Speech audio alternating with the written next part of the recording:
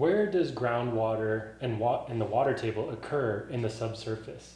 Well, groundwater is typically found in this thing called an aquifer. An aquifer also has a particular definition. It's a saturated, permeable geologic unit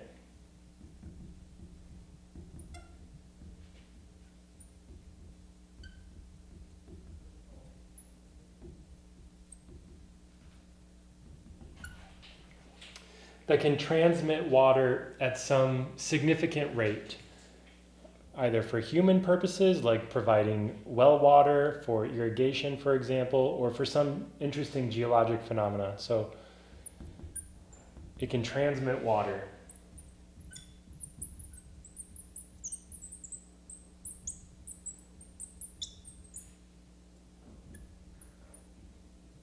At some significant rate. And this is important.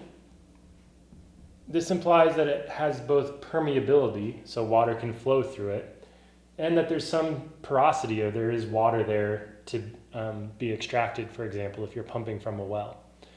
We want to contrast this term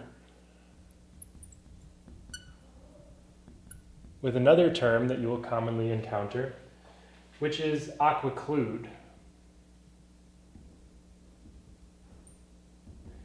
And these are relative definitions, but basically for some individual, for some problem of interest, this has been defined as a geologic unit where the permeability is too low to transmit significant water.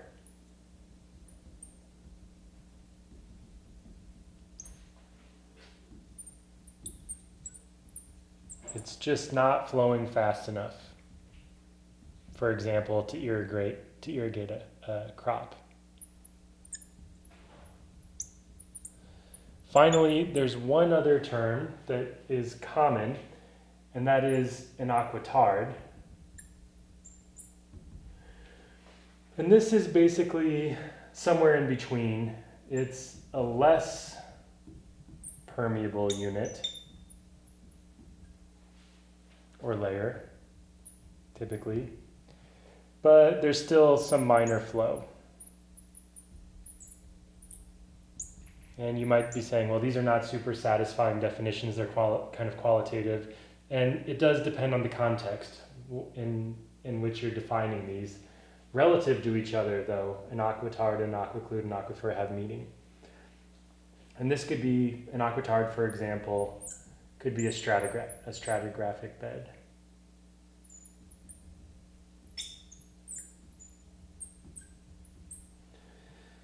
When we're considering aquifers for development purposes, a good aquifer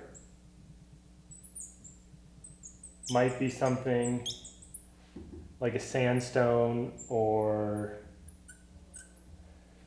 perhaps alluvium, a pile of rock that's been rounded due to its motion in water, like a riverbed deposit, or a limestone, for example, where there's significant fractures and water can flow. And we could contrast this with typical aquitards, which might be, for example, something like a shale. So really small grain sizes, not very permeable, or a glacial till unit where there's so much clay that it's really hard for the water to flow through. When we are defining the permeability of one of these units, there's another term that's very useful to describe how easily water can flow through them, and that term is transmissivity. And the idea with transmissivity is that it's an integrated portrait of the ability of the aquifer to transmit water horizontally. So I'll say it's an integrated measure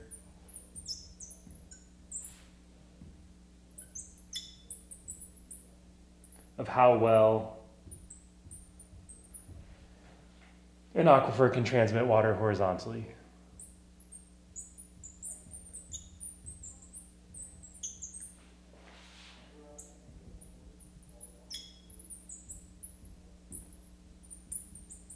This one we can quantify, and we do so by saying that the transmissivity T is equal to the hydraulic conductivity in the horizontal direction times the vertical thickness of the aquifer B. Thickness. And so recall that hydraulic conductivity has dimensions of length per time. We're multiplying by another length. So this is going to have dimensions of length squared per time.